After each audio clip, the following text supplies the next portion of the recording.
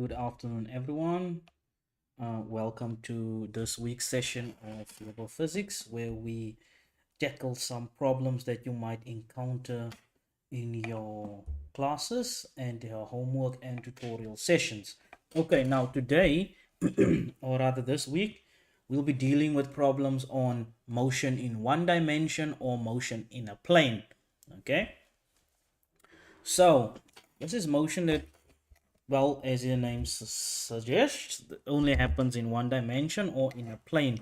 Now, motion usually occurs in three dimensions, as we actually live in a three-dimensional world. So, but in this case, we are only focusing on motion in one dimension or in a plane, meaning in two dimensions. Okay, so this is all going to lead up to your equations of motion. Okay, now let's go immediately. If there are no questions, let's go to question number one. This is question one. To right there, question one. I'm just looking and seeing, okay, everything seems to be fine. It's streaming, okay. Okay, so question one, what does question one require of us? It says a position time graph for a particle moving along the x-axis is shown in figure 2.7. Now, this position time graph is not here, but I'm going to put it up for you. Okay, so we have a position time graph. Now, what does a position time graph look like? It has position and time, which is usually on the x-axis. So we have time usually in seconds, and then we have position usually in meters. Okay, now that position could be in the x direction, y direction, z direction. Okay, so we have a position time graph. Now, before we begin, let's just draw some random line. Okay, the slope of this line, okay, would be position over the change of position over the change in time, and this is speed, or in this case it's position, so it would be velocity. That's just something straight off the bat. Okay, so the slope of a position time graph is equal to velocity. Okay, now, so we have a position time graph, which I'm going to show you, for a particle moving along the x-axis, and it is shown, I'm going to show you, find the average velocity in the time interval. So let's get to what they ask or require of us. They want, number one, the average velocity. So number one, they want the average velocity, v average. Ooh, my hand is not in an ideal position. So v average between the time interval t equal to 1.5 seconds to t equals to 4 seconds. I'm just going to write that as 4 seconds. So between 1.5 seconds and 4 seconds, we want the average velocity. Now, I've already quickly alluded to how we calculate average velocity. And then number two, this is number one, they want the average velocity. Number two, they want the instantaneous velocity at t equals to 2 seconds by measuring the slope of the tangent line shown in the graph. You'll see that now. And number three, at what value of t is the velocity 0?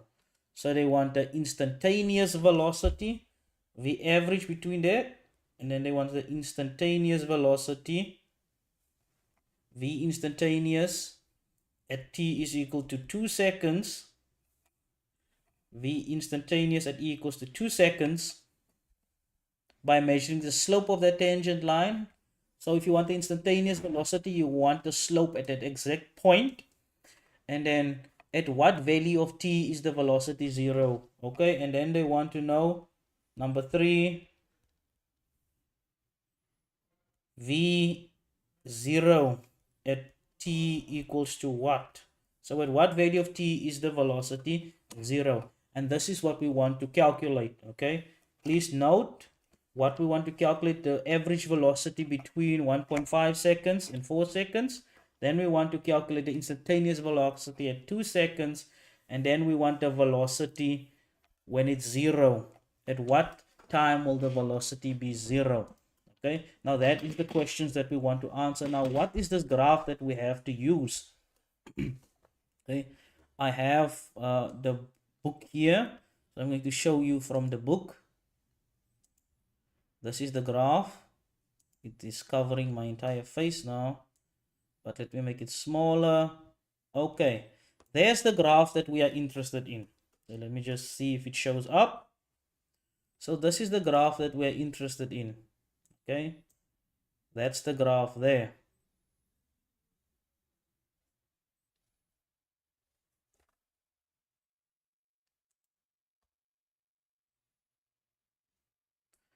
Just want to see something here. Okay.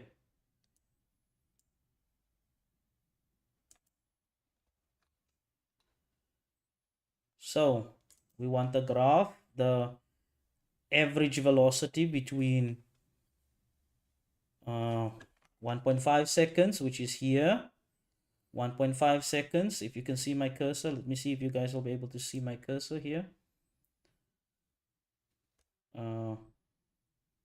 So between 1.5 seconds and 4 seconds, you want the average velocity. You want the instantaneous velocity right at that point at 2 seconds. Meaning you need to find the slope of this line because this line touches the graph at that point. And then number 3, you need to find out when is this velocity 0, meaning when is the slope going to be 0 at what time. I can almost guess and see you it is around 4 seconds, because remember, a turning point is when the graph has a slope of 0, and remember we said the slope of this curve is equal to the velocity. Okay, in maths terms, okay, if you were to find, remember this is a parabola. In maths terms, quickly off topic, if you were to find the function of this graph and find its derivative, you can find its velocity at any point, because the derivative is the velocity at any point. Now for number 1, they want for this graph the velocity between points at t equals to 1.5 and t equals to 4 seconds. Okay, average velocity. So average velocity, how do we calculate average velocity? Okay, it's going to be equal to final position minus initial position over final time minus initial time. Okay, that is how we would get the average velocity. Okay, just click here. Okay, so what is the final time? It is 4 seconds. Okay, and if we move upwards along this graph that I've shown here, if we go upwards and then to the right, we see the velocity, the position at 4 seconds is equal to 2 meters. Okay, so 2 meters is the position at 4 seconds minus, and that is the position at 4 seconds. Now, what is the position at 1.5 seconds? This is 1.5 seconds. What is the position at 1.5 seconds? Let's move it up until we touch the graph right about there. So 8 meters. Okay, 8 meters. Okay, before I continue this calculation, okay, you see this thing has a negative slope, which means the velocity will be negative. Okay, so 2 minus 8, that's negative 6 meters. 4 minus 1.5, that is 2.5. So it's 2.5 seconds. And if we divide, let's look at our calculator at the bottom here. If we calculate that out, let's clear all of that. And we say negative 6 divided by 2.5 gives us negative 2.4 meters per second. And that, ladies and gentlemen, is the average velocity between 1.5 seconds and 4 seconds. That is how fast this particle is moving in that time period on average. Okay. Now they want the instantaneous velocity. For number 2, or the second part of this problem, they want the instantaneous velocity at t equals to 2 seconds. Now, for the instantaneous velocity at e equals to 2 seconds, we need to find out what is the slope exactly at e equals to 2 seconds. Now, they've kindly drawn us a tangent line to the point t equals to 2 seconds. So, if we find the slope of that tangent line, the green line, we will find the instantaneous velocity. Okay, so let's find the slope of that line. Let's pick 2 points. I'm going to pick a point here at 3 seconds and at 3 seconds and let's say 2 seconds. Okay, at 3 and 2 seconds. At 3 and 2 seconds. So how do we get instantaneous velocity? It's still velocity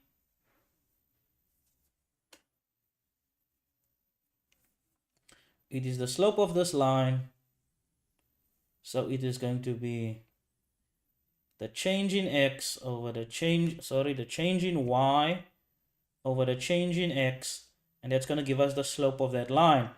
Now the change in y, I picked points at t equals to 2 and t equals to 3. Okay, now at t equals to 3 seconds minus t equals to 2 seconds. Okay, those are the 2 points. I want to find the slope. Remember, to find the slope of any straight line, you just need 2 points. Okay, now I've picked these 2 points at random. At 3 seconds, the position at 3 seconds is equal to, if you work on your graph, is equal to 2 meters. The position at 3 seconds, that's at 3 seconds, is equal to 2 meters. And the position at 2 seconds, if you work it up, that slope is approximately 6 meters. Okay, approximately 6. Let me see if I can get it fine. Is it 6? It might be slightly less than 6. No, it's not 6, sorry.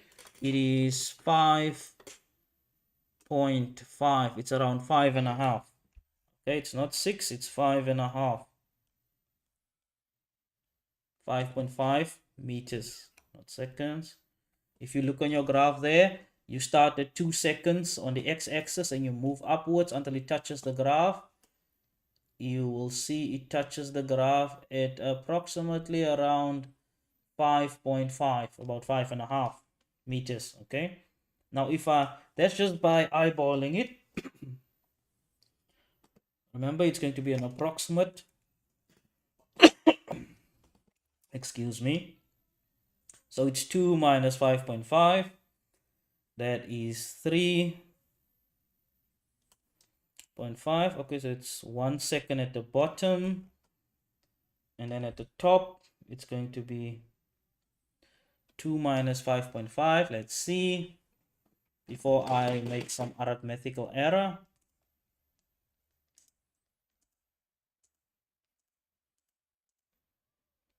It's 3.5. Negative 3.5. Okay, let me see. It looks slightly above the half line, around. Let me see, if I move upwards, it goes slightly above the half line, not exactly at the 5.5. So it needs to go upwards a bit. It's somewhere around 3.7, about 5.7, 5.8. Let's make it 5.8 because it's the easiest to change. Listen, I initially made it 5.5 just because it's somewhere in the middle, but it seems now it is closer, upon further inspection, it's closer to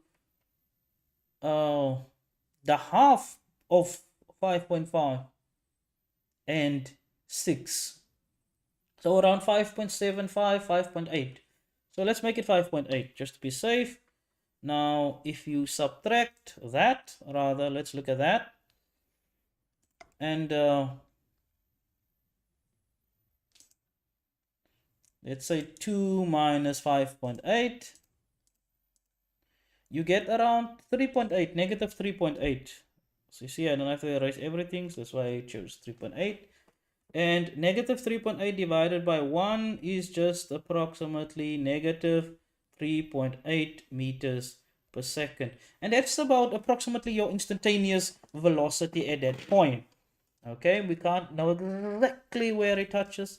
So this is an estimation, more or less. Okay, it should be between negative 3.5 and negative 4 meters per second, somewhere in between there. Now, moving on, we can now, what are we asked to do next?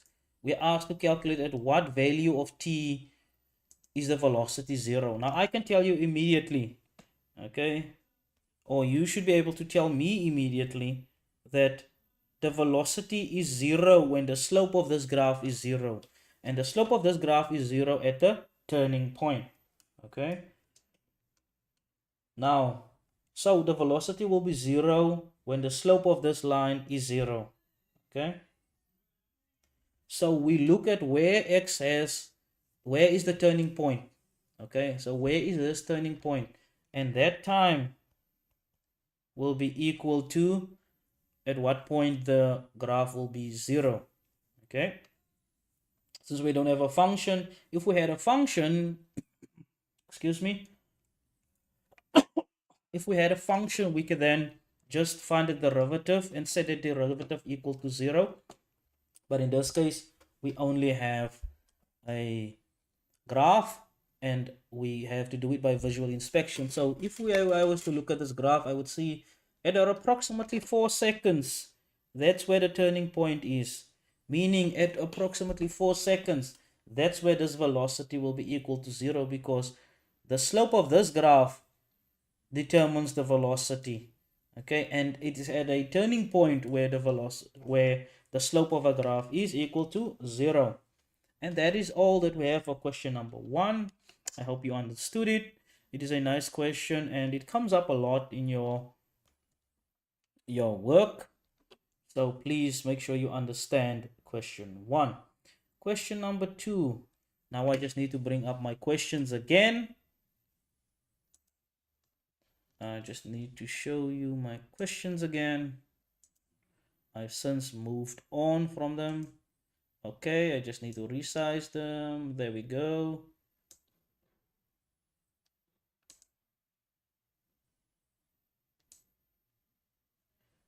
Wonderful. Okay. Question 2. Okay. A truck covers 40 meters in 8.5 seconds. So a truck, we have a truck, it's moving. It covers 40 meters in 8.5 seconds while smoothly slowing down to a final speed of 2.8 meters per second. So we have this truck travels a distance of 40 meters. I like to write things down to help me later on. The time it takes to slow down is 8.5 seconds. Sorry, my 8 looks ugly. It's 8.50 seconds. And it has to a final speed, V final equals to 2.8 meters per second. So this is the information that we've been given. They're asking find its original speed, meaning find V initial. Okay, what formula do we use to find V initial? So we have that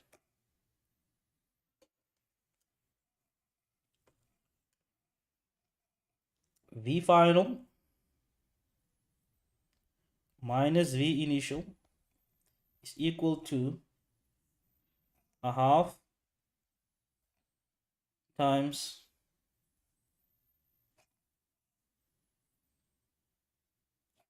oh sorry, that should not be v, it should be the distance, the final distance minus the initial distance is equal to a half times v initial plus v final. I don't know if you've seen the other equations of motion, but I'm just using these, and I'll explain now how it works. Times time. Okay, so on average, how do we calculate distance? It is speed multiplied by time, right? Okay, so we first need to find the average speed. Now the average speed is the initial velocity plus the final velocity divided by 2 multiplied by the time, and that will give you the distance it travels. Okay, now we have this, the final distance minus initial, that is just 40 meters, a half multiplied by v initial, which is what we want, plus v final. What is the final velocity? We wrote it down. It is 2,8. It's 2,8. Note the sign, 2,8 meters per second. And how long does it take to come to that velocity in that distance? It takes them approximately 8.5 seconds. 8.5 seconds. Okay, if you work out for v initially, I'm not going to teach you how to make something the subject of the formula. You should have done that in high school or in math. But ultimately what you do is you divide by a half, 8.5 by a half, and then divide 40 by 8.5, and then you subtract 2.8, and you get 6.61 meters per second. That is what, at least what I got. That was its original speed. Okay, now they're asking us to find its acceleration. Okay, you have the initial speed, you have the final speed, you have the time it takes to get to that speed. You can find acceleration. By definition, acceleration is equal to the change in velocity, v final minus v initial, over time. We have all of that, so we can actually find the acceleration. The final velocity we know is 2,8 meters per second. By the way, right now you can tell me what the sign of this acceleration will be. And it is going to be negative because it's decelerating, it's slowing down.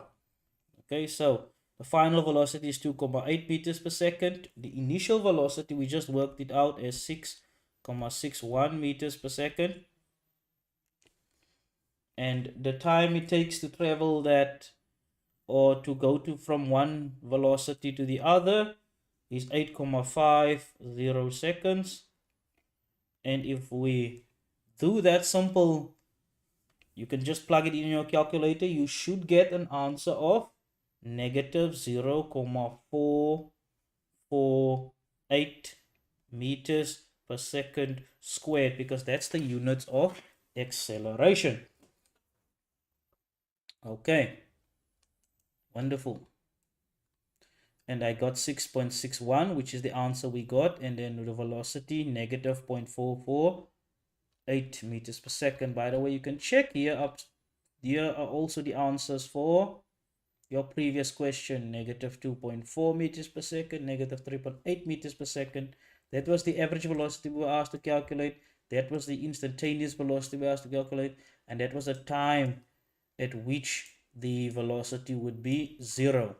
The answers is here. You can just pause at that point.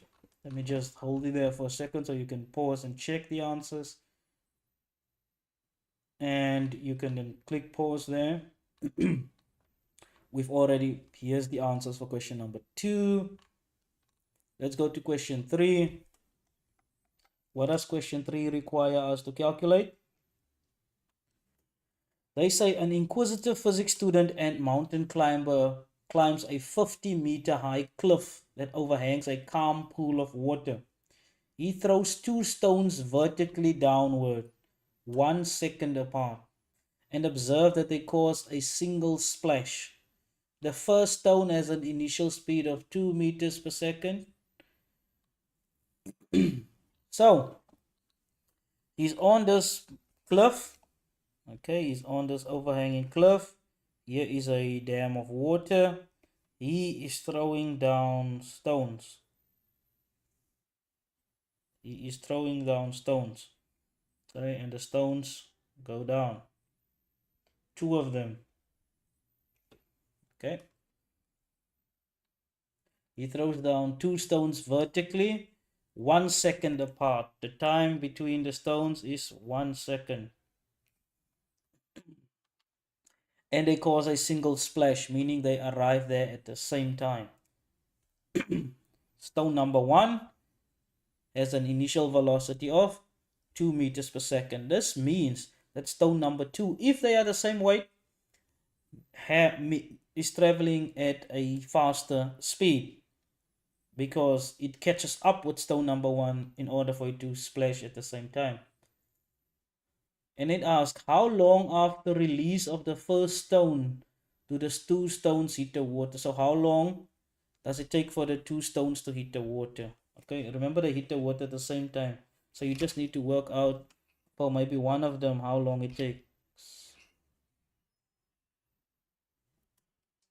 So let's make y initial at the top of x. Let's say y initial is equal to 0.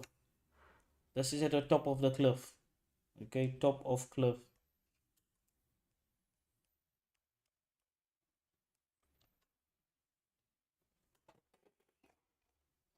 Now the time required for the first stone to reach the water will be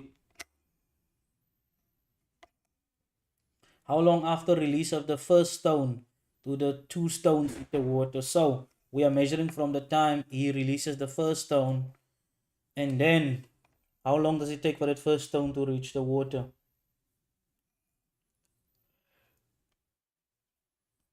We know that the final position is equal to the initial position plus the initial velocity multiplied by time plus, remember, a half a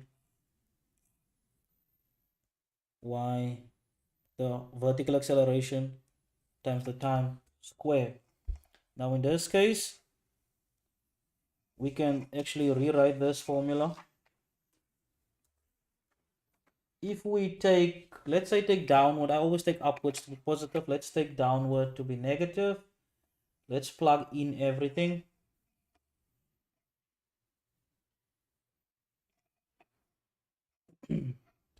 Y final, or let's rather rearrange it in a more friendly way. Okay, so we can solve it using the quadratic formula. So it'll be yf minus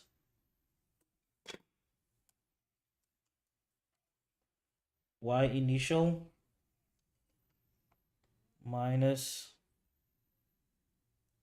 v initial times time minus a half times the acceleration times time squared, and that should all be equal to 0. Okay, of course you can change everyone's sign too. Now let's plug in what we know. Okay, how long does this thing travel? We have that y final is 50 meters. Remember, it travels 50 meters minus the initial is 0 minus the initial velocity. It throws the first stone with an initial velocity of, let me see, the initial velocity is 2 meters per second if I'm not mistaken. Initial speed of 2 meters per second times time minus a half. The acceleration here is the one due to gravity. It's 9,8.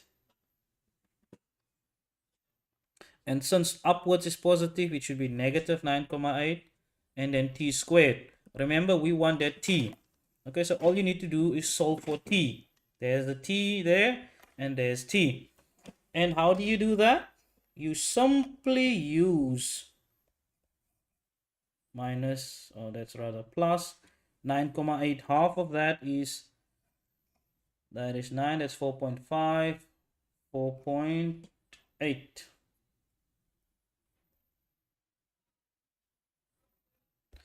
Oh, let me just see. My mental arithmetic is not good. The stage. Just 9,8 divided by 2.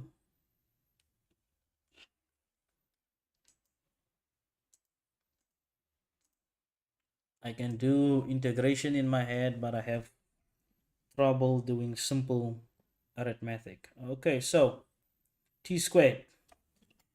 And that's t squared. Well, I could have just checked my answers. And that should be equal to 0.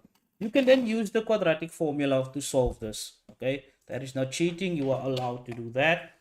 And if you use the quadratic formula, you find that t is equal to 3 seconds. Okay, that's how long it takes that since the launch of the first stone to hit the water. 3 seconds. Okay, we took the positive route because number one, a negative time doesn't make sense.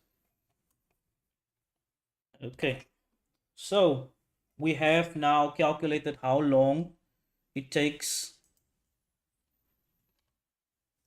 after the release of the first stone, how long since we release the first stone or throw the first stone it hits the water. Okay, what initial velocity must the second stone have if the two stones are to hit the water simultaneously, meaning at the same time? I've already told you that that second stone must be traveling, have an initial velocity higher than the first one because it actually catches up to the second stone. Now for the second stone, the travel time is equal to 2 seconds. How do I know it's 2 seconds? Because t is equal to the total seconds it takes for stone 1 minus the time it takes to launch stone 2. Okay, so that's 1 second. So stone 2 travels a total time of as air time, hang time, as they call it, of 2 seconds. Okay, so stone 2 takes 2 seconds before it hits the water because it's thrown 1 second after stone 2. Stone 1 has been launched, and we know stone 1 takes 3 seconds. So stone 2, and they must hit the water at the same time. So stone 2 takes 2 seconds to travel. Okay, now we know this formula already. Y final is equal to Y initial plus V initial times time plus a half. And we can actually say here G. We don't have to write it as acceleration, but that would be the correct way. But we know the acceleration, only acceleration is due to gravity. It takes how long? It is, let me rearrange it. We want V initial. Okay, so if we want V initial times time, or I can rather do this. Let me just write it for V initial, the formula. If we take everything over, we have V final minus Y final minus Y initial. Then we have minus a half G t squared, and all of that over t. Okay, and now we can actually plug in all of our variables. We have that the final distance is 50 meters minus the initial distance is 0 minus a half times negative 9,8 times the time is 2 seconds over 2 seconds. And let's see if I can quickly do the math here.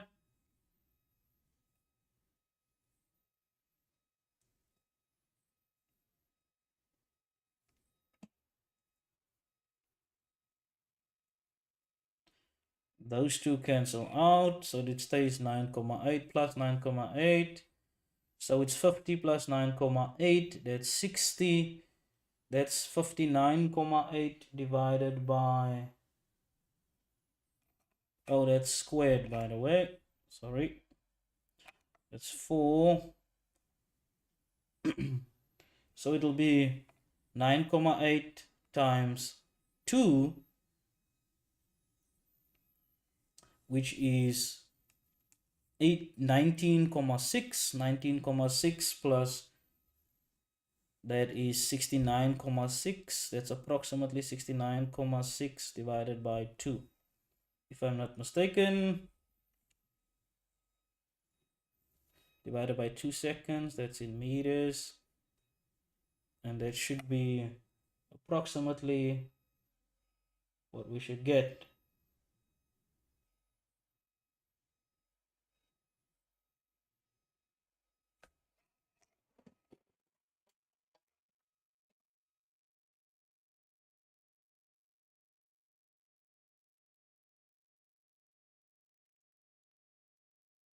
But is that the case? Let me see.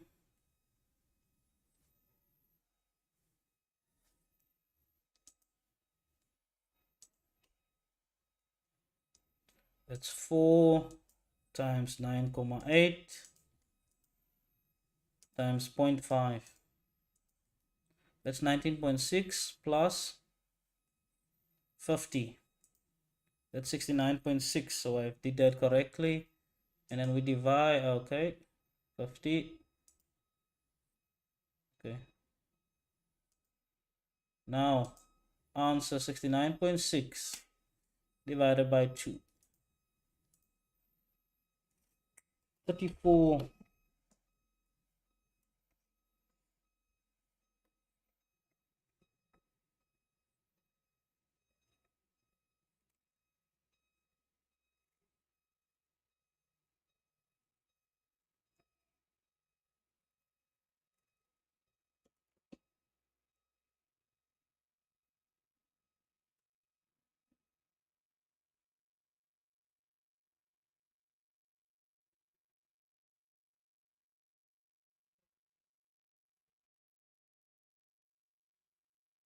Oh, here's my mistake. My apologies. Since I chose upward as positive, the final distance will be negative 50. So it'll be negative 50. So this will be wrong. Negative 50 plus 19,6. So negative 50. There is my mistake. I was wondering now why I have a different answer now than I had when I worked it out. So it is negative 50 plus 19,6. That is 30.4. That's negative 30.4. And if you divide it by 2, you should get 15.2. 15.2 meters per second. And that is exactly what the answer should be, negative 15.2 meters per second. So, like we established earlier on, the second stone is moving way faster than the first one in order for it to catch up. So we've now worked out how long it takes for the first stone to hit the water. We've worked out how fast, what the initial speed was of the second stone, and what is the last question that they ask us? And we have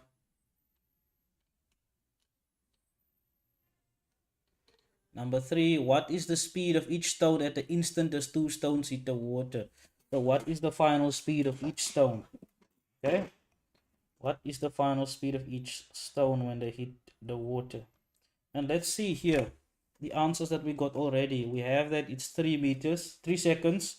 We did calculate that, and we calculated it's about negative 15 meters per second.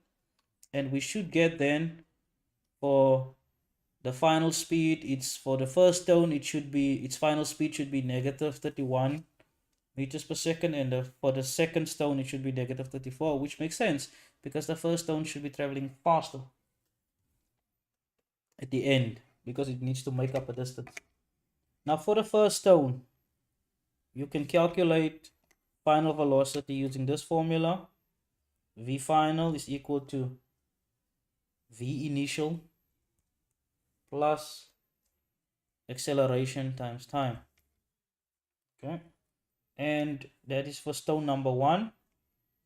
Let's work it out for stone number 1. Remember we said it should be 31 or something. Its initial velocity for stone number 1 is 2 meters per second. Now it's going downwards, so it's negative 2 meters per second. Plus, it's accelerating at negative 9,8. And the time it takes to travel is 3 seconds. And therefore, we have negative 2 plus 9,8 times 3. Let's look on the calculator. 9,8 times 3 times 3, so it should be negative 29.4 plus 2 should be negative 31,4 meters per second at the end. Now for stone number 2, exact same concept. Stone number 2, we have its initial velocity.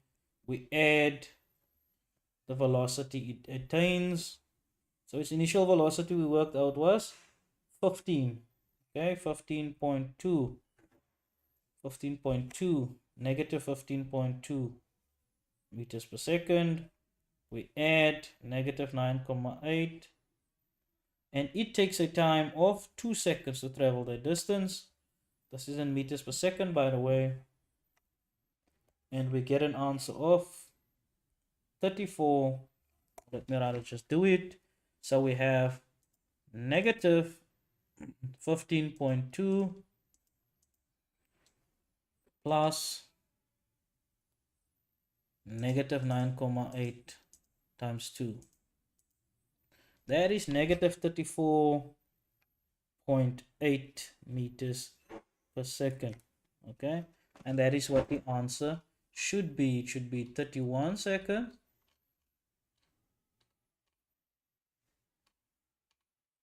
Negative 31, which is what we got, 31.4, and negative 34.8. Question number 4. A fish swimming in a horizontal plane has a velocity. So a fish has an initial velocity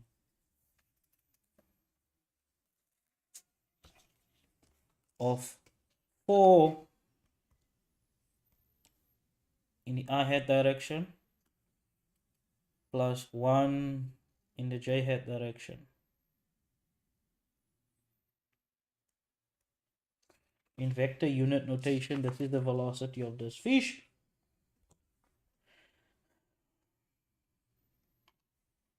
At a point in the ocean where the position relative to a certain rock is, and R1 relative to the certain rock is 10 in the I hat direction minus 4 in the J hat direction. This is the velocity of this fish relative to this rock.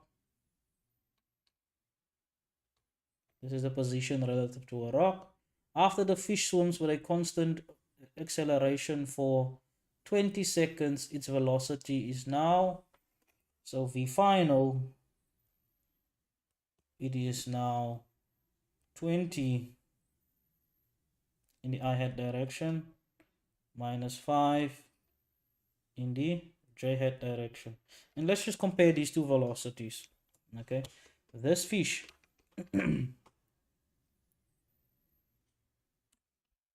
has swam backwards in the I hat direction, or rather it has swum 16 units in the I hat direction, but it's moved 6 units backwards in the J hat direction, if we can say that. Okay, so just by inspection, but that is not actually what is happening. Okay, so this is the rock. Let's say this is the rock. Okay, this fish is a position relative to the rock 10 units in the I-hat direction, so 10 units this way. Let's say that's 10 units, and negative 4 units this way.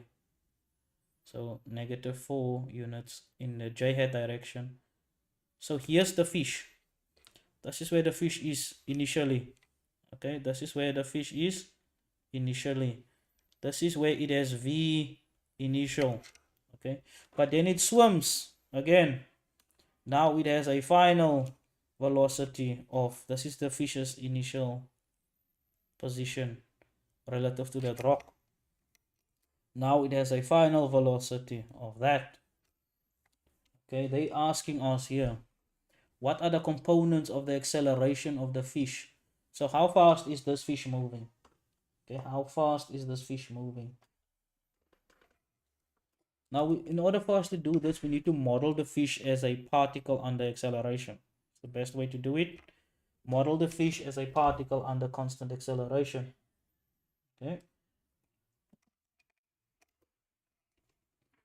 And this fish is at that position 20 seconds later here. It says here, it swims with a constant acceleration for 20 seconds. Okay. So we have initial velocity, final velocity, and the time it takes to achieve that velocity. So we can calculate, in essence, the acceleration. So, but we have acceleration in both the x direction and the y direction. Okay. So let's calculate the acceleration in the x direction and the acceleration in the y direction. Now the velocity or the acceleration in the x direction should be the change in the x components. So it should be the final 20 here minus the initial 4. And how long does it take? 20 seconds. Okay, 20 seconds. And this should be in meters per second. Just write it quickly. 20 meters per second initially, final.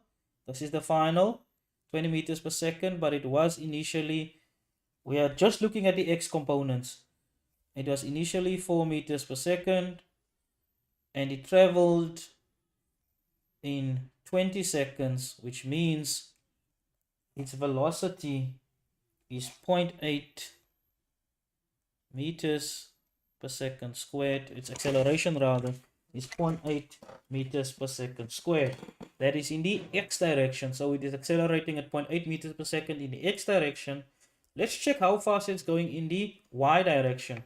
Its y component is now -5, which means it is somehow gone backwards in the y direction. So it started going down meters per second, and subtract 1 meter per second that it was initially, and over 20 seconds, that gives you an answer of -0.3 meters per second. So it is decelerating in the y direction but accelerating in the x direction.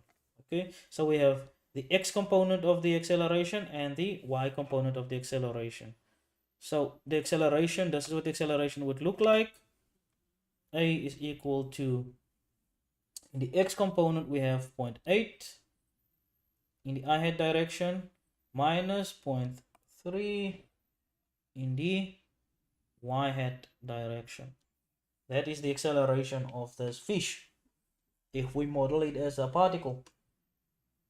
Now B, what does question B require of us? Or rather, question number 2, what's the direction? They want to know, what is the direction of its acceleration with respect to the unit vector I? So what's the direction of this acceleration? So it'll be theta is equal to the tangent of, inverse tangent of the y component, which is 0.3, over x, which is 0.8, or rather it's -0.3, and that will give you the direction that this fish is traveling is traveling in is equal to negative 20.6 degrees. Negative 20.6 degrees. Now you can work this out easy. You know how to, or let me just show you how you decompose this vector. This is the acceleration, or rather, this is the acceleration. It's 0.8 in this direction, 0.8, and then it is also 0.3 downwards, 0.3 downwards. Okay, so you want, this is the resultant vector, you want that angle. Okay, now you can measure that angle from the positive x-axis, or you can just measure it from the x-axis. You can measure it counterclockwise or clockwise. I just measured it clockwise here, 20.8.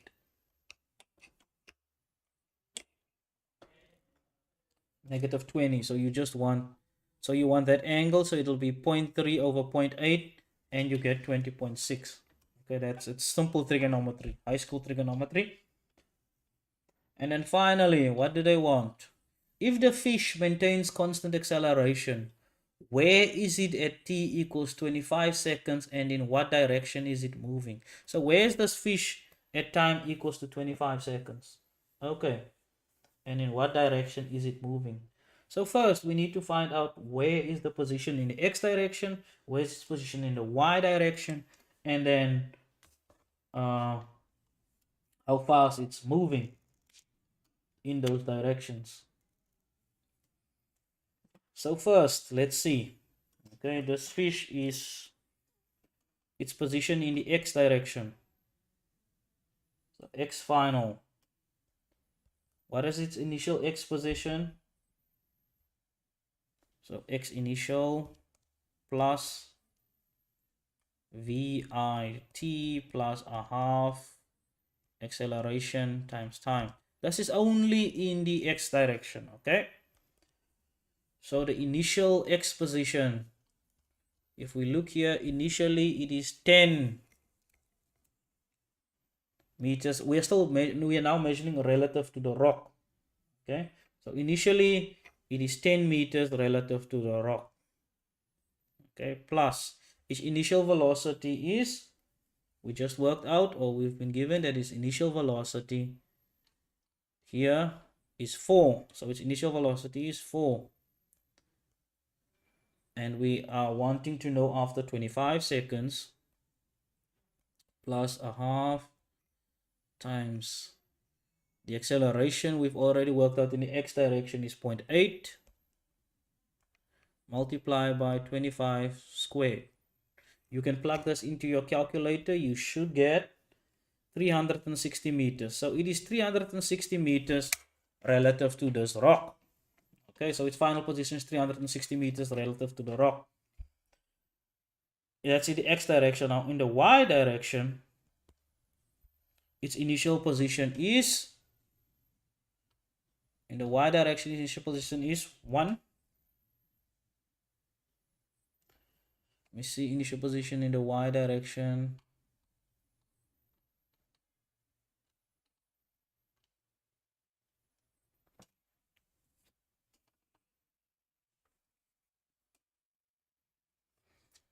Or its position relative to the rock initially is -4. Then we plus its initial velocity in the y direction is 1 multiplied by 25 plus a half times the acceleration in the y direction is -0.3 times 25 squared. So its position after 25 seconds is 72.7 meters from the rock. We are measuring it relative to that rock. So now we have the positions of this relative to the rock. Okay. Now if we have these positions, we can work out the initial, or rather the final velocity. the final velocity in the x direction and then the final velocity in the y direction. So the final velocity in the x direction should be the initial velocity plus time times acceleration. Now the initial velocity is 4 meters per second, remember, plus the acceleration is 0.8 and the time is 25. So the initial velocity in the x direction at that point, at that time, is 24 meters per second. And for in the y direction, that's in the x direction, in the y direction, we have v initial plus acceleration times time is equal to the initial velocity here in the y direction. What's its initial velocity? It's 1 plus, or rather it should be 1 plus the initial acceleration is -3 times 25.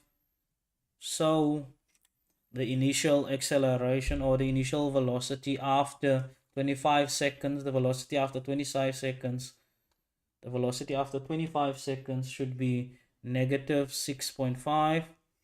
So there we have the velocity after 25 seconds. We have the velocities after 25 seconds and the positions after 25 seconds. Okay. And since we have the velocity after 25 seconds, we can actually, and let's just check quickly before we continue. They measuring it from the positive x counterclockwise, okay? Here we have 0.8 and 0.3 previously, and there they want the degrees, okay, in from the positive x-axis. So all we need to do now, we actually need, or we could have just done this. We have the velocities after 25 seconds.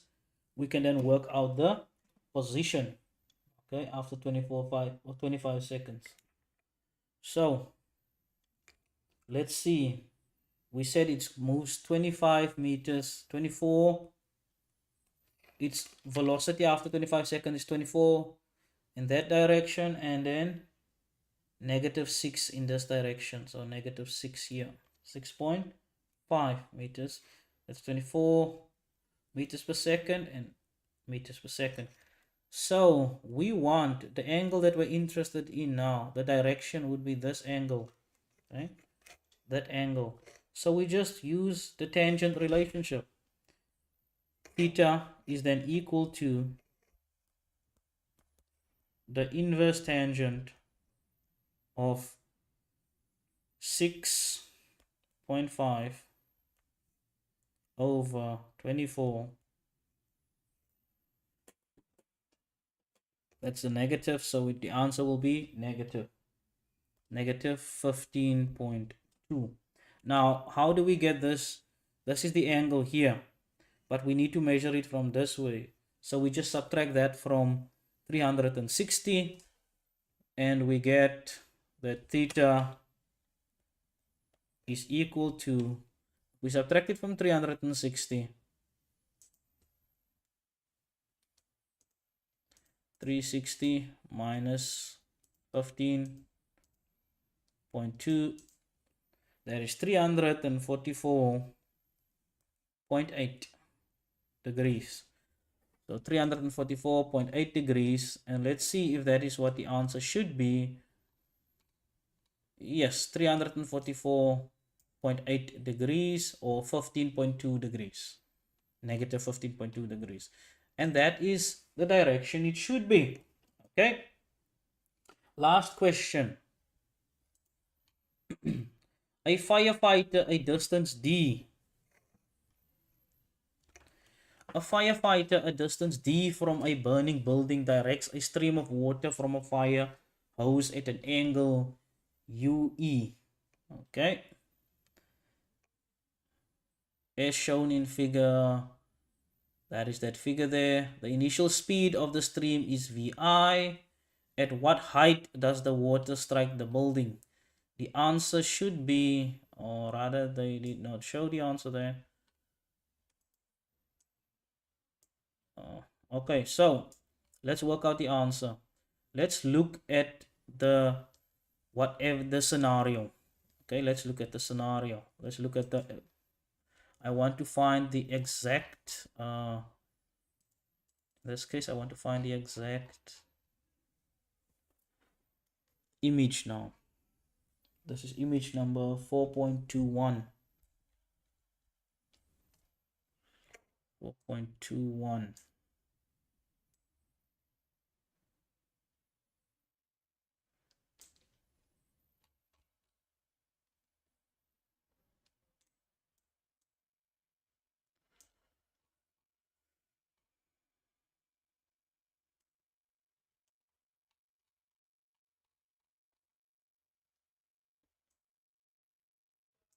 I'm just looking for the problem, or actually the image rather. 4.21. Okay, here it is. I found it. Let me just enlarge it.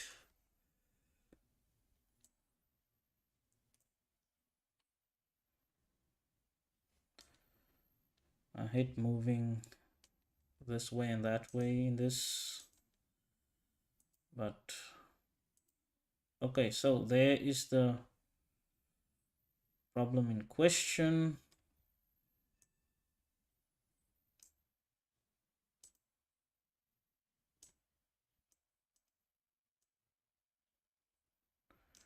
Okay,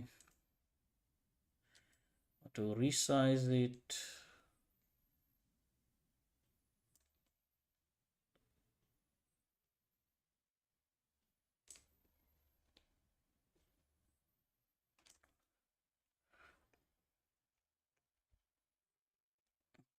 There we go. So this is the image that we're looking at. The firefighter.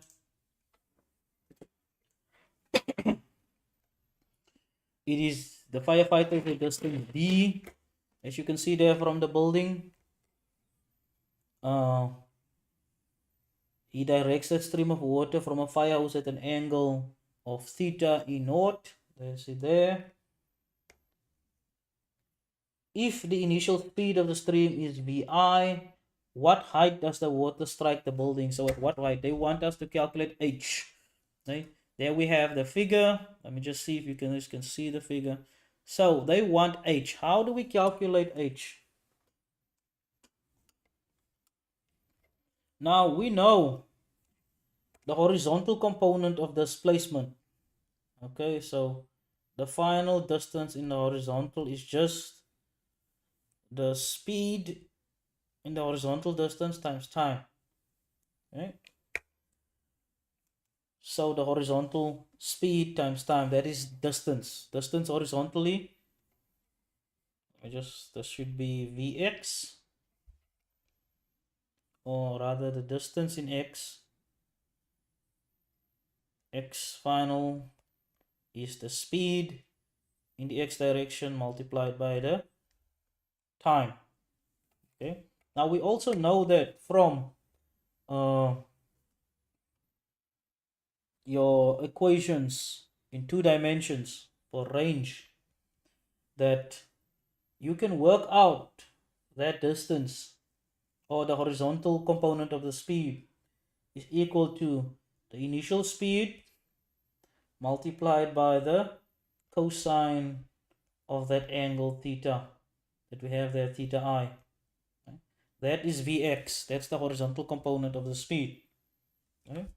And it's still multiplied by time. Now we know also this building is a distance D away. So the time it will take for the water to reach that building is equal to D, the distance it is away. So time is distance over speed, and the horizontal component of the speed is cosine theta I.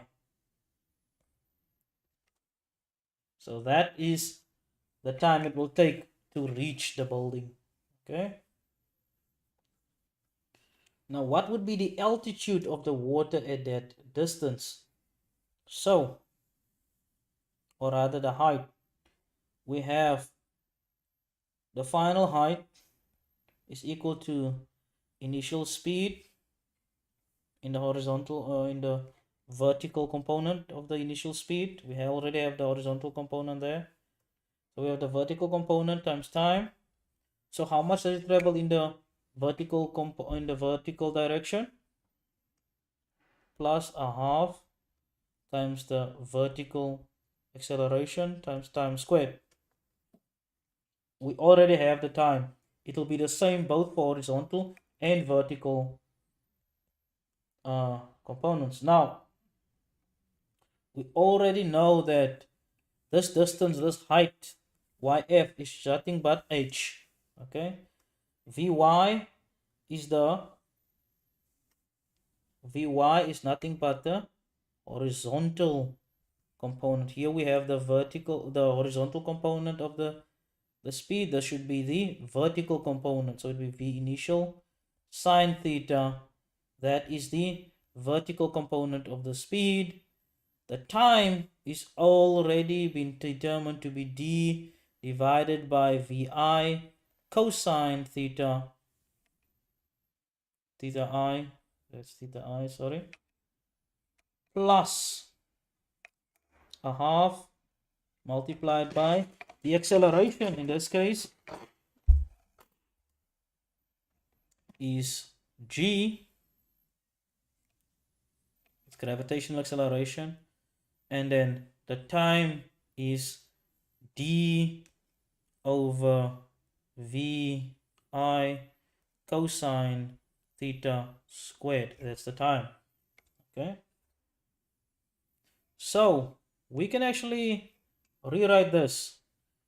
Vi cancels here, sine of cos is tangent, so h is equal to the tangent of theta I d tangent theta I. That's the first part. Minus, why do I get a minus there? Oh, so because we're choosing upwards as positive, g should be negative. So that should be negative g. So it's minus g over 2 is left there. And if we square this whole thing, we get d squared over vi squared cosine theta squared. Okay, you can work out the math for yourself. So that is the height. Okay, can we simplify it further? I don't think so, except maybe now. You can take out the d's and maybe do that, but that will not simplify it further. Okay? And that is the height. So if you have this angle, you have that distance, you have the initial speed, and then you can calculate that at the height exactly. Okay, and that, ladies and gentlemen, is all that we have time for today. I wish you all the best. Thank you for listening, and I hope to see you again next week. Bye bye.